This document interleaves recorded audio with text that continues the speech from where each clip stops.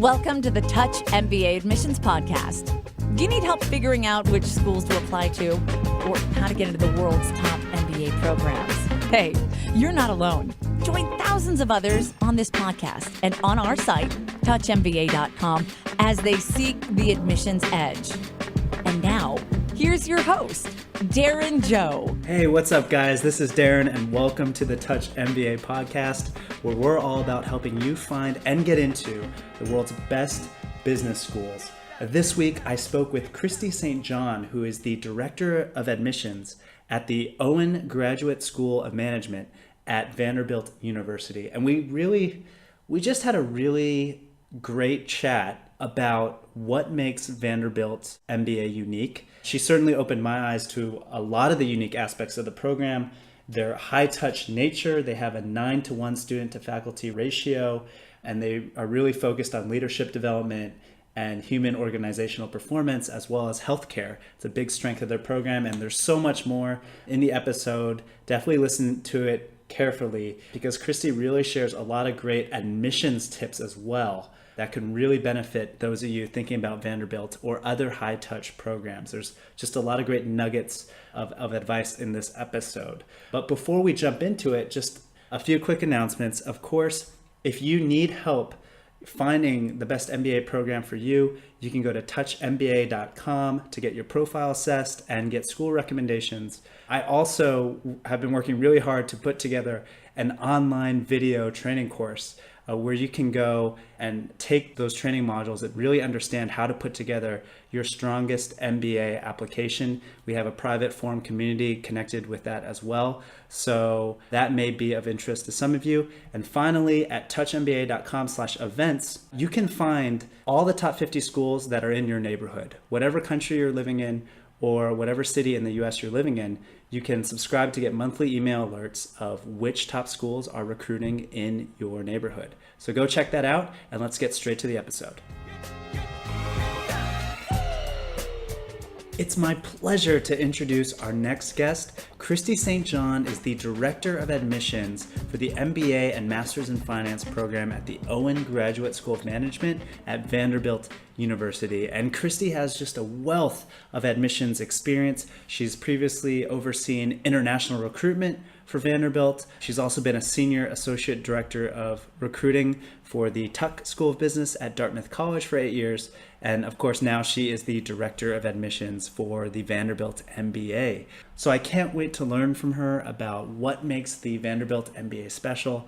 Christie, thank you so much for your time, and welcome to the Touch MBA podcast. Thank you. It's my pleasure to be here. And hello, everyone out there listening. Fantastic. So, Christie, we get straight into the meat of the episode, which is what makes the Vanderbilt MBA unique? That's a great question. And I know a lot of schools claim to be a lot of things. So you're going to hear probably similar comments from a lot of different schools.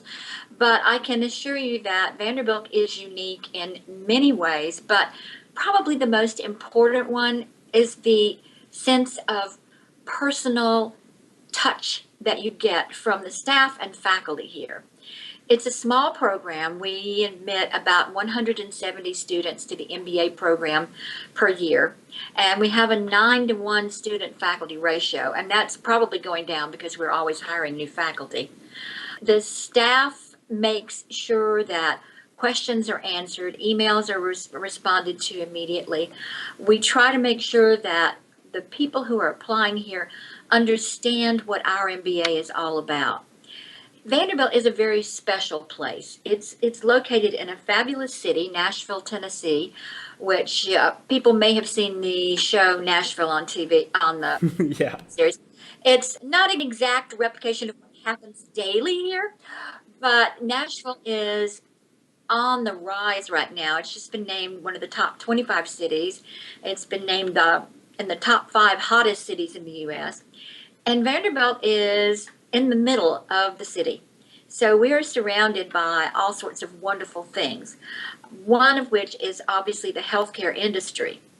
So Vanderbilt is unique amongst business schools. I think there are only about 3 other schools that have a really strong healthcare focus. So that's one of our hallmarks. The second is our focus on human and organizational performance. Now, a lot of business schools will have one or two classes in that, like leading teams and organizations. That's pretty standard across the board. But we actually have a concentration in that where people understand the importance of managing your human capital. Because a lot of people think that the finance department runs a company, and that's not really true. If you don't have the right people in the right jobs, your company may not grow and expand in the ways that you want it to.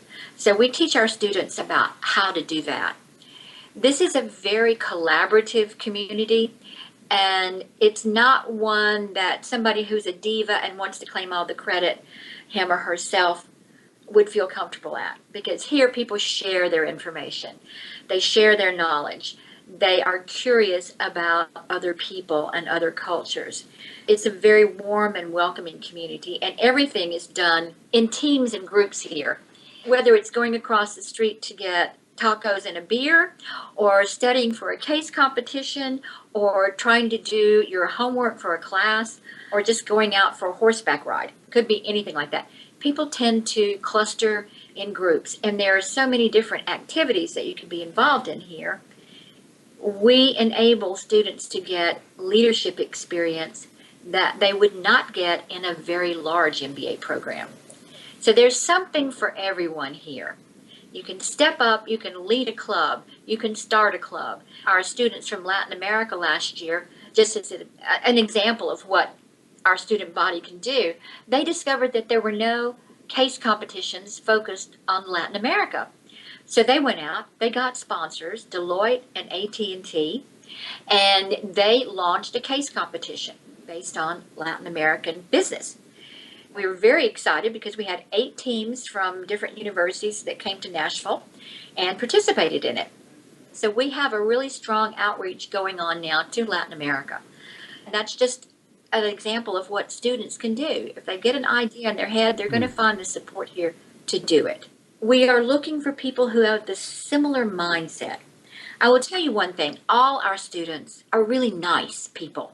They're ethical, they're open, and they're curious about the world, and they're curious about learning new things, and they're curious about other people. And a lot of schools may say that, but if you have a class size of 1,000 or 800 or even 500, I don't think you have the same opportunity to get to know people as you do in a small school. Because you'll know the people in your class, you'll know people in the class above you, and then once you become a second year, you'll know people in the class below you. At the same time, our alumni love coming back to Nashville and to visit the school, so you will have a very strong alumni network. Once you're in the Vanderbilt family, you're in it for life. Yeah, wow, there's so much in that answer that I really want to unpack. You mentioned the Healthcare MBA and how that's such a unique aspect of Vanderbilt's programs. Could you talk a bit more about why healthcare is such a big industry or growing industry in Tennessee? Many, many years ago, back in the 50s, it started out as an insurance capital. A lot of big insurance companies were here. And then suddenly, hospitals started coming up everywhere. And there are 2 older hospitals that have been here for a long time. Plus, Vanderbilt has a medical school and a hospital. Very famous school. Yes, and that hospital has grown and grown and grown and grown. And suddenly, there were companies coming in that said, hospitals need to be better managed, and our company is going to help you do that. So one of our state senators, who's also a doctor, Bill Frist, started a company called Hospital Corporation of America. And they grew and they grew and they grew. And now, in addition to that, there's another company called TriStar, there's Humana, there's Wellsprings. There are all these different companies coming in because there are so many hospitals and medical facilities around here. I think over 70% of the healthcare jobs in the United States are located in Nashville. That's an incredible stat. We have medical device companies. We have the Nashville Entrepreneur Center, which was also sponsored by 2 of our faculty members, along with the mayor of Nashville. And it's an incubator for people with new ideas, and they put them in touch with mentors as well as venture capitalists who may want to invest in them. And a lot of the new startups coming out of this center are for healthcare. Yes. Either technical things, biotech, medical devices. And so it's just hopping around here. That's great to know. That's what an amazing industry to be a part of in Nashville right now. Something else that really struck me was your leadership development program as well. Could you talk to us a bit more about what that entails, what students have to do in the program? The leadership development program was started about 8 years ago, I believe.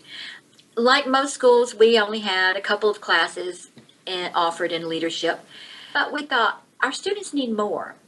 So we have partnered, we're the only business school that's done this. We've partnered with Korn Ferry International and with Hogan Assessments. We use their assessment materials, and we have our students complete these assessments when they come in to find out about what their strengths and weaknesses are, what their career path based on their values and interests they would be most successful in doing. And with that, you also get coaching from an executive coach. And these are people that we've hired who have worked with Fortune 500 company executives. They give us a break on the price. Yeah. Yes. But our students are paired up with them based on the discipline that they are studying. For example, if they want to go into finance or investment banking, they would be paired with an executive coach who has been coaching finance professionals in New York. Some of it's done person to person, but a lot of it's done over Skype. At the beginning of the year, we do have the coaches come in so that they get to know the students face to face. There are different ways of doing the program. You can do it in a group setting. So there might be 4 or 5 of you meeting with a coach, or it might be one-on-one. It depends on what you need. And that's one of the things that the leadership development director and her staff will help you decide on. How much do you really need? Some people are probably stronger in this than they realize, and they might need just a little push in one direction. Unfortunately, a lot of the people who really, really need it think they don't. Yes, so exactly. To help with those people who go out and do their summer internships and then are told, technically, you're very good, but you don't know how to manage people, so we cannot offer you a full-time offer. And they come back and they are crestfallen and crushed, of course, but we've devised a program for them to work on in the second year. And in fact, the director has worked with some students during the summer of their internship. She will spend hours with them on the phone, coaching them and helping them to be more self-aware. So I think it's probably the strongest leadership development program that's out there. And a lot of schools have started offering this, but ours gets tweaked every year. And we offer it not only to our MBA students, but to the students in our executive MBA program, to the students in our Master of Finance program, and to the students in the Master of Accountancy program. And we also are now just launching a program for our alumni. Oh, interesting. You talked about those summer internships, and I noticed that Vanderbilt's core curriculum is very flexible in that you have these mods. You have these 2 7-week mods per semester. And basically, your students can start taking their first elective in that second mod of the first semester in the fall. Do students that come to Vanderbilt have to know exactly what they want to do from the beginning? Like, how does that work? Because they start choosing electives very soon. We hope that they will have thought long and hard about why they're doing an MBA. Yes. And what functional area they want to focus on. A lot of people will write in there and say, oh, I want to do strategy and consulting. To do that, you have to have a functional area attached to it. So you need to decide, do you want to focus on marketing, human and organizational performance, operations, finance, operations management? You have to have a functional area, or people are not going to hire you if you just say, oh yeah, I want to do consulting. What can you do specifically in consulting? So that's a little word of advice. Great advice. Thank you for sharing that. That needs to be said. Thank you. Yes. So when we look at their essays, generally most people have sort of an idea of what they want to do after they graduate. And we start working with our students before they ever get here. Our career management office is assigned a certain number of the incoming class, and they work with them. Then over the summer, they have a second year peer mentor that works with them and gets them ready for the early career conferences that happen. 100% of our students who were seeking internships have received offers, at least one. We still have 3 who have not accepted their offer yet. They're sort of looking for something particular, but at least 100% of the students have gotten an offer. I think that they do well because we practice with them so much. And again, it goes back to the small size of the program. Everybody in the career office and the faculty and other staff members know who you are and what you're looking for. So we work with you and work with you and work with you so that the first time you sit down to interview, you're going to be as good as you possibly can be. Now, a lot of students won't take our advice, but they soon find out because we ask our employers for feedback. They find out that they didn't do as well as they thought they did. And then they sort of sit up and take notice. Okay, I need to practice more. I thought I could just do this, and obviously I didn't do well. This is a different range.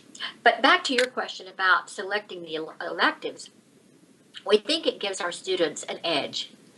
It allows you to dabble a little bit if you're not quite sure that you want to go to finance or marketing or operations yet. You will have already gotten in the core classes in the first 2 months a taste of all of those. And so in the second semester, then, you still have a couple of required classes, but you're going to start looking and say, that was actually pretty interesting. I think I want to do another class. And I found a company that I really want to work with, and I think that marketing is going to be my thing. So they will take 3, maybe 4 marketing classes before they do their internship, which means when they go out to do their internship, they're much better prepared than students coming from semester-long programs because they'll have only had 1 class in marketing. Right. I'm really getting this feeling that the Vanderbilt MBA is super high touch, from the number of faculty per student to the leadership development program to the career services office. And you mentioned how the culture there is very collaborative, and you have nice people at Owen. Is there anything else you can tell our listeners about the culture of the Vanderbilt Owen program that they can't find it on the website, right? They can't find it in the brochures. Are there any other ways you would describe the culture there? There's a sense of curiosity, and that's one of the things we're looking for in our applicants. A sense of curiosity, a strong desire, and a passion for business and what they're going to be doing. We would like to have some international experience as well, because a lot of employers think that international experience gives people a broader perspective on things, and I agree 100% on that. We want to see people here who are going to give back to the school in a certain way as well and make it a better place. For example, the 3 students from Latin America who created the case competition. That's going to be their legacy. Other students have started nonprofit ventures, doing marathons, working with a lot of nonprofits around the area to give back to the community. So we have a very good relationship with the Nashville community. If prospective candidates here want to really get a sense of the school, they should reach out to our students. We have a site that you can reach out to our student ambassadors, and depending on what area you want to be involved in, like finance or marketing or general management, they're listed by the area of their functional specialization. So you can say, okay, hey, I'm interested in going into finance. Can you tell me about the Vanderbilt program? And they will respond to you. Fantastic. And I'll be sure to link to that in the show notes. I've seen that page, and that's great because you can find students by what they're specializing in.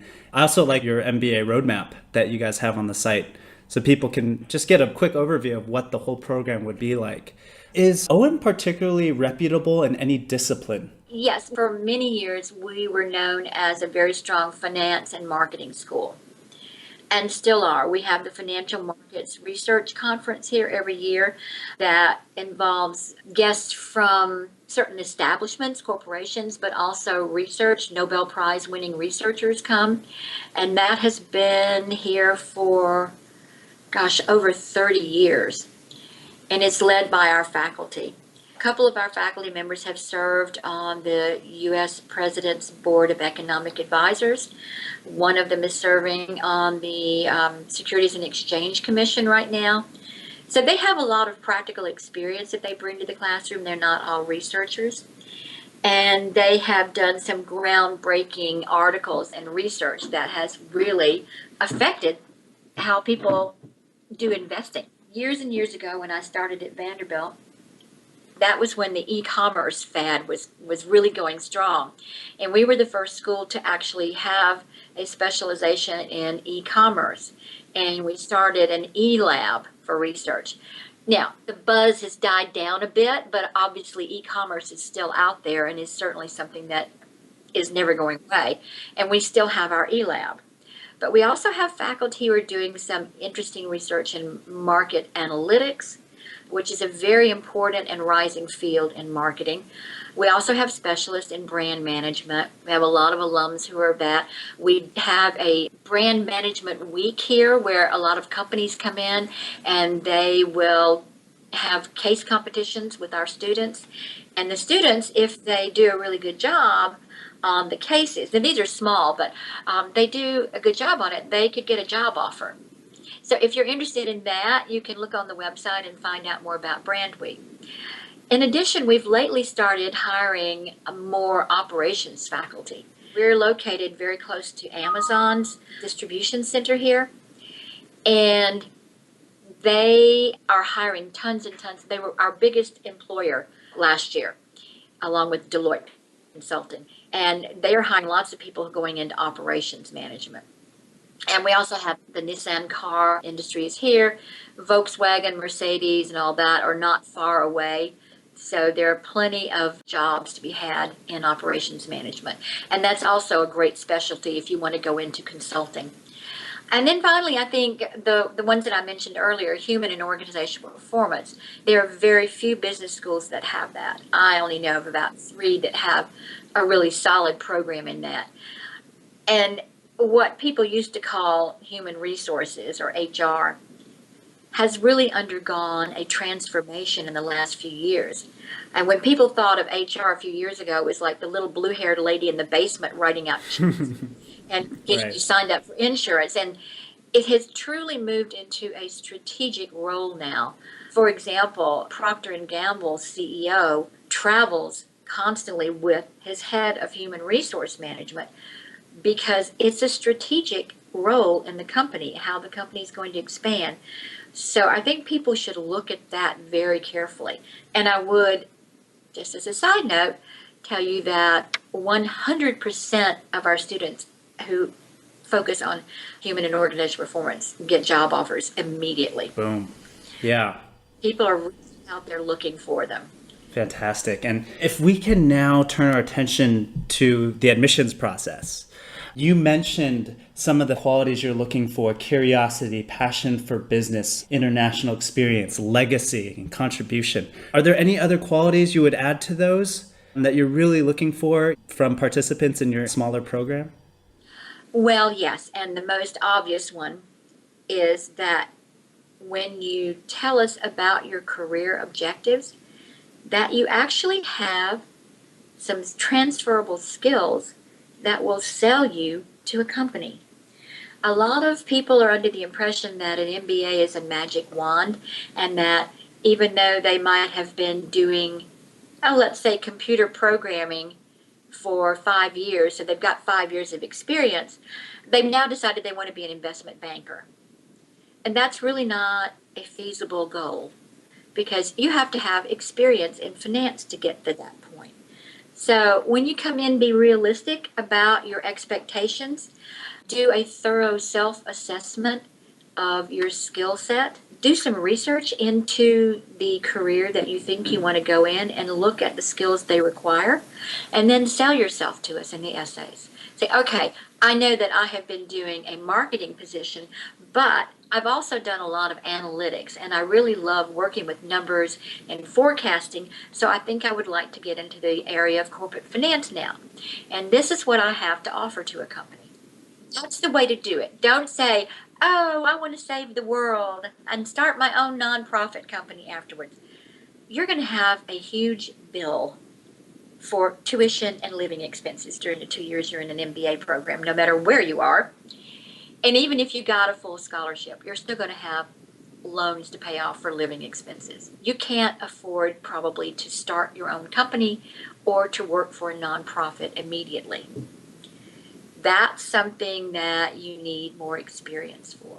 So find out what is actually open to MBA candidates.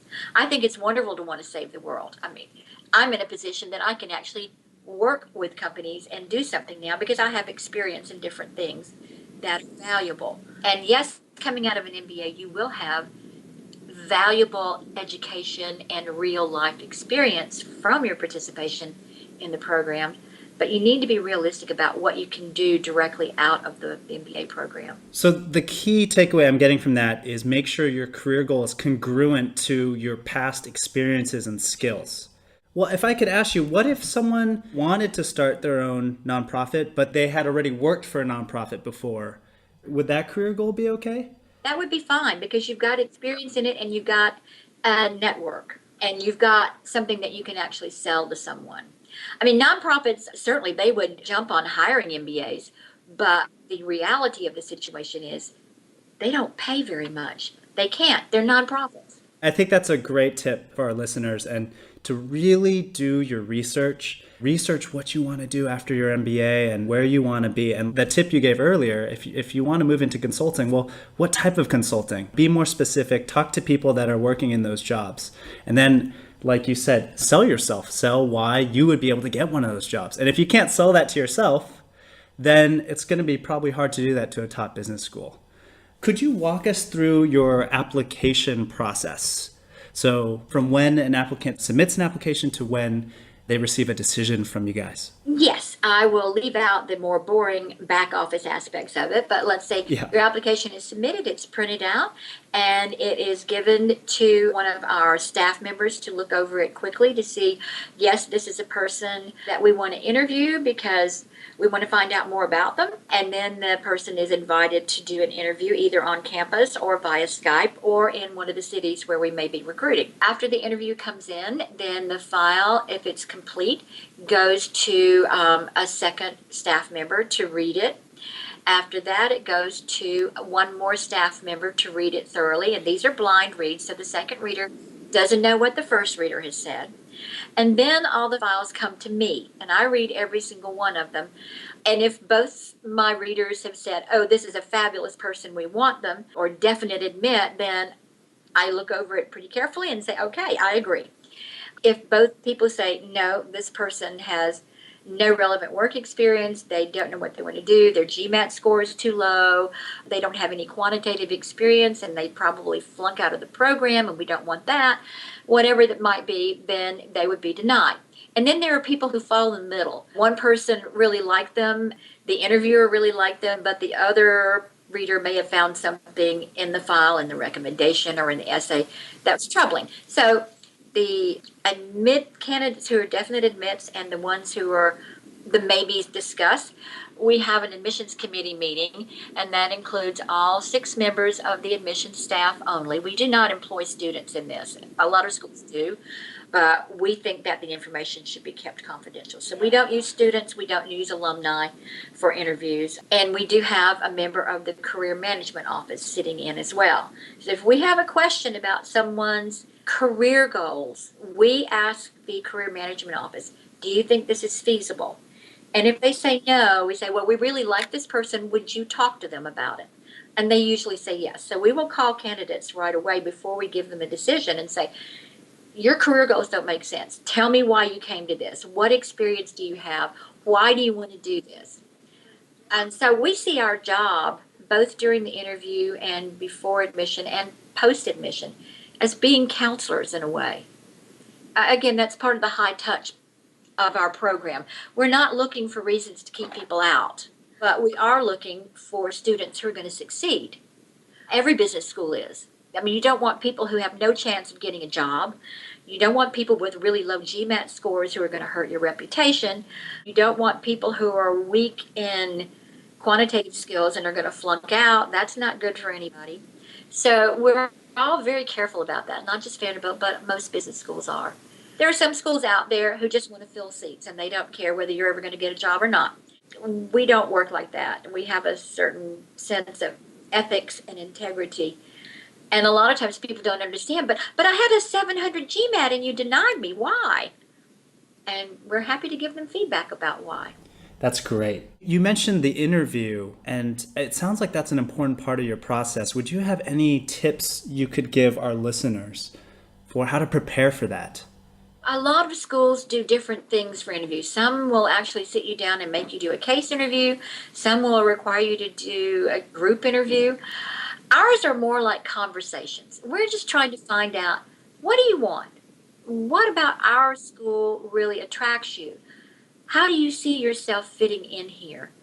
And then we do probe a lot about their career goals, how they think they're going to get to where they're going. And we also try to find out more about their self-awareness. Do they know what they're good at? Do they know what they need improvement on? Are they honest about that? Have they made good decisions in their career progression? Are they somebody we think will be involved? And those are the things we look for. So I always start off my interviews by saying, look, these questions are all about you and you know the answers. So I'm not trying to throw any curves. And we do interview on Skype or on campus. Anyone who comes to campus, we will offer an interview to, but we have sort of a hybrid process. If you don't come to campus, then you have to wait until you submit your application and then see if you're going to be invited. I see. So if I were to visit your campus, I haven't applied yet, but I would send you my CV, right? Right. And then we could schedule an interview if I'm visiting the campus. Exactly. We have a group of students called the Campus Visit Coordinators, and they set that up. They're always online, and they will set up the visit and the schedule to go to a class, to meet a student host. There's a wrap up with admissions, do your interview, and you would also meet with the Career Management Office. You mentioned the need to have quantitative skills and background and aptitude to get through your program. What advice would you give to, say, someone with a liberal arts background? Maybe they majored in English or something, and they didn't score fantastically well on their quant and their GMAT. Is there anything that person can do to provide you guys with more evidence that he or she can get through the difficult quantitative courses at Vanderbilt? I would say they should probably sign up. The minute they think about doing an MBA, if they have not had any quant, they need to sign up online or at a local community college for a course in statistics and calculus and probably accounting. Now, we do have an online math review. A lot of times we require students to do that and complete that successfully. If they do, that's great, they're in. If they don't complete it successfully, then we will rescind their admission. But that's rare that happens because our math professor who works with the students really works with them one-on-one and tries to make sure they understand the material. We have a math camp, a 2-day math camp that's a refresher for people who've maybe been out of school for a while. Some people are required to take that. Some people just sign up for it because they think, oh God, it's been 10 years since I had calculus and stats. I need to get a little practice on that. Great tip, great tip. And do candidates have a better chance if they apply in earlier rounds? Well, I always tell them, apply when your application is at its best. If you apply early with a really bad GMAT score, you might not even be asked to interview unless you've indicated somewhere that you're going to retake it and we really love your resume for some reason. The GMAT score is not the whole thing, but the validity studies that we use and all MBA programs use prove that the GMAT is a good indicator of how well you'll do in your first year. So we put a lot of credence in that, and so do our faculty. So if your GMAT is right, go out and study for it again and take it again, or the GRE, whichever one you're working on, and then submit your application. The benefit of applying early is that you're the first people we see. So we are not at the point where we're trying to balance the class as far as different functional areas. We don't know what the GMAT average is going to be yet. And I think that we're probably a little more generous with scholarships in the early rounds for people who merit them. Towards the end of the year, our program, as are many others, are looking to fill in the gaps. If we've got too many people in finance and not enough people in marketing, we're going to start looking for candidates out there who want to do marketing. So we want to have a nice balance in the class of different functional areas, of different ethnicities, and of different nationalities as well. That's one of the benefits of applying early. You're the first ones out. But if your application is not as good as it should be, then you should wait. Great. That's loud and clear. And would you have any last tips that you can give our listeners on what they can do to improve their chances of admission? Well, again, you're about to spend 2 years and a lot of money. Yeah. So you need to be serious about this. It's not just a credential to put behind your name. And an MBA is a professional program. It's not like other graduate school programs where you can just go in and you're going to learn everything from the book. Work experience is critical because without work experience, you have nothing to offer a company and you have really nothing to offer your classmates. And part of the beauty of doing a full-time program is that you learn a lot from your classmates who've been doing different things, who have a different way of looking at problems and solving them than you do. So you learn a lot from each other. Companies are simply not going to look at people without work experience. They don't need to. They can hire people right out of undergrad for that. So you're not going to be hired at an MBA salary if you do get an interview. So that's one of the first things. The second thing is understand what each school you're applying to has to offer. Because we want to feel like this is a joint courtship. We want to get to know you and see if we like you well enough to engage in a long-term relationship, and you should do the same. So if at all possible, reach out, come and visit the schools. And if you can't do that, at least reach out to the school and say, could you connect me with students? Or go on to our website because we already have that facilitated for you. Get your ducks in a row and don't leave the GMAT as the last thing to do. Get it out of the way. That's going to give you a better idea of where you're going to apply. And again, if you're not happy with it and you want to go ahead and get your application in early, put on there that I am going to retake it. Don't expect us to accept the story. I know I only got a 400 on my GMAT, but I want you to look at the rest of my profile, and I assure you I can do well in the program. If you're giving up after one try, that's not really the kind of student I want. Wow, that's great stuff there. Thank you for being so candid with that. I had a follow-up question regarding work experience, because you mentioned how important that is for you guys. Do you have a minimum number of years of work experience for applicants? I would say ideally you should have 2 years. A lot of people apply after 1 year, and by the time they get here, they would have 2 years. It depends more on the quality of your experience than the quantity, because we've had people who've worked at a job for 10 years and shown absolutely no progression. And we've seen people who've worked at startup companies who've worn 15 different hats while they're getting this business running. And they're a lot more exciting. You mentioned scholarships earlier. What percentage of your class get scholarships, and what are your average scholarship amounts? I just actually did this research the other day. About 70% of our students get some form of scholarship. It can range from $5,000 to a full scholarship. Now, we do not award scholarships for living expenses. That's up to the students. It's only tuition scholarships. And I think the average for last year was $23,000. What can applicants do to improve their chances of getting one of those? Well, it's basically the same as for admission. Okay. We consider everybody who applies for a scholarship, so you don't have to fill out any extra forms. We're going to look at your GMAT or your GRE scores, your undergraduate grades, your work experience, and why you want to be here. How we think you're going to impact our program, how you're going to impact a company that might hire you. And those are the 5 main criteria. Interpersonal skills are part of it as well. We have a program called Dean Scholars. There are only 7 to 10 of those per year. It's a very elite group. And they get a little special treatment. They get access to the Board of Visitors and a little extra money for job searches and a full scholarship. But to be a Dean Scholar, you really have to have all 5 categories. You've got to be self-aware. You've got to have strong interpersonal skills. You've got to have a strong resume and set of skills that we can market. You've got to be somebody who's going to have an impact on our program, and you have to be strong academically. And then from that, we have other forms of scholarship. But those are the main things. I mean, it's the same as for admission. We admit a lot of people who are not going to get a scholarship because we like one or more aspects of them, but they don't quite meet all the categories. It's very much a merit-based award system. It is. We don't have any need-based scholarships, sadly. I wish we did, but we don't. Finally, talking about careers, you mentioned that huge healthcare industry in Nashville, but what other unique recruiting opportunities and relationships does Owen have with employers, not just in Nashville, but outside of Nashville?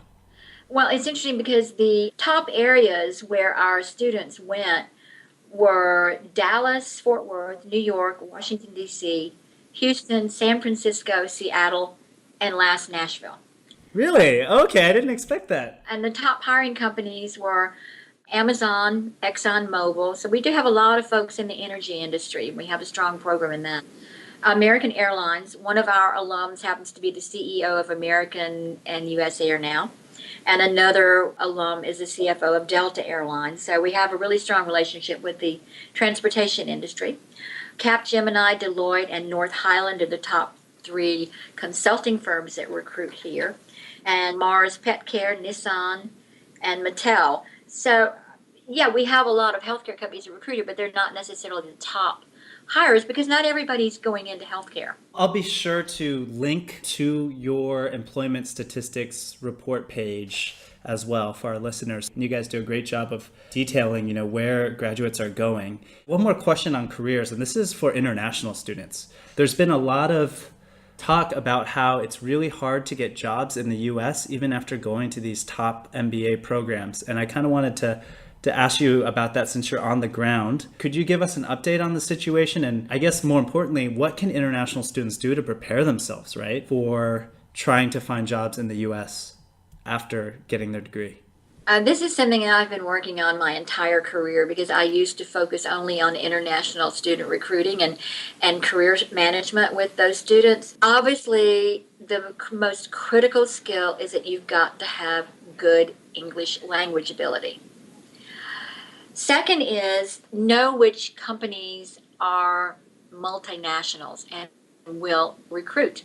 And there are lots of them out there. Most of the big banks and consulting firms and operations management, they're fine with hiring. The problem is that the company for a full-time job has to sponsor you for an H-1B visa. And to do this, they have to go through the United States Department of Labor and show that you are more qualified than any U.S. applicant for the job. Now, obviously, for a multinational company, they love to hire international students because they have international offices. So they might start you here and you could be transferred anywhere. If you're from Singapore, you might even be transferred to Brazil. Who knows? But you would probably start out working in the U.S. The companies that do not hire international students are marketing companies, because international students don't have the cultural background and the cultural norms that these companies are looking for. So if you want to go into marketing, the first thing to do is look at more along the analytics and forecasting area of marketing. Because if you're very good with that, then you can work your way in. But the companies like Johnson & Johnson and Procter & Gamble, the most well-known ones, do not and have never hired international students to work in the U.S. And a lot of students are surprised when I tell them that because they'll say, other schools never told me that. Yeah, that's why this is so great to hear this. We believe in truth in advertising, and we don't want people coming in here with false expectations. Yes, they will hire you to go back to your own country to work for a while. One of our alums who was hired by Johnson & Johnson is now the global vice president, and he's from Brazil. So he was hired. He first went to Brazil, and then he was actually brought up to the New York office for a long time, and then he was sent to California, and then he was sent to someplace in Europe, and now he's back in Brazil. So there is a definite career path. So if you're patient and you're willing to wait for it, it will happen. That's such a great tip. How can international students research which companies hire internationals and which don't? Is there a source, a website, or a book or something that they can refer to for that, or Is it just investigating on the ground? How does that work? It's pretty much investigating on the ground, but there are a couple of websites that might be helpful. One is called Vault, VAULT.com. Great, yes. And they do articles and booklets and things like that about different companies. And I believe that they will tell you whether they will hire internationals or not. You can be certain that some of the big consulting firms will hire international students and the banks will. Local banks, maybe not so much, but occasionally we've had luck talking local companies into doing that. Well, thank you for those great career tips. And just to conclude the podcast, you already mentioned, for those of you who are interested in this high touch program, be sure to get in touch with the student ambassadors at the link that you can find on the podcast page. But my last question is there anything else about the Vanderbilt MBA that you just wish more candidates knew about? You've worked there for a long time. Are there any common misconceptions or just things you wish that applicants realized about the program? Well, I think you touched upon it briefly when you admitted your little surprise about where our students are going for jobs. People think that we're a regional school. If you come to Vanderbilt, you're only going to get a job in Nashville or the Southeast, and that's just not true anymore. We're an international presence. We have alumni all over Asia, all over Europe, all over Latin America, and we're beginning to get more in Canada now, but they're also all over the U.S. We have as many students working on the West Coast as we do in the Southeast. Because we're coming up in the rankings, we are trying harder and we're getting more companies coming in to recruit. We're getting higher quality students. So again, that brings in higher quality companies. And that's where we're on. We've got a new dean who has a fabulous vision for the school. Vanderbilt University happens to have the top ranked law school, a top-ranked engineering school, a top-ranked school of education, and a top-ranked medical school. And students can take classes in those schools as well as in the MBA program. And a lot of people don't realize that. So if you're interested in some other aspect, you can go outside of the business school and take classes. It's a great program. Our hiring statistics this year we were ranked number 4 for jobs, above some of the top 5 schools. Yeah, I saw that 93% of your graduates had jobs within 3 months of graduation, I believe. That was the stat, right? Yes. Could you just share with us in closing the dean's vision for the MBA program so our listeners know about that, what to expect? He and the university were working on a 5-year strategic plan now, and it's going to involve a lot more interdisciplinary studies. So again, our students working with students in the engineering school, students in the engineering school coming over to learn more about management. We've just started a joint program with the law school. We've always had the combination JD MBA program, but we've recently started a new program called the JD Master of Finance program. The catch there is that you have to be in the law school already to apply for that one. Well, that's something new, and that's going to help out the law school because law school placement these days is not as great as it used to be. So this is going to give the students at the law school an edge over other students at other schools. And so we're happy to help with that. We also have a lot of students who are coming in interested in education reform. And Vanderbilt's Peabody College of Education is ranked either number 1 or number 2 in the nation. So we've got some excellent thinkers there. We are working on expanding more in a global sense. Not that we're going to open campuses worldwide because that's a huge expense and we'd rather spend that on our program here. But we're looking for more opportunities for students to have international experiences and to have access to international job markets. For example, the Career Management Office went to Hong Kong last year and they went to London the year before. So we don't just stick to the U.S. And I think the interdisciplinary approach is going to be something that will make Vanderbilt really stand out from a lot of other schools.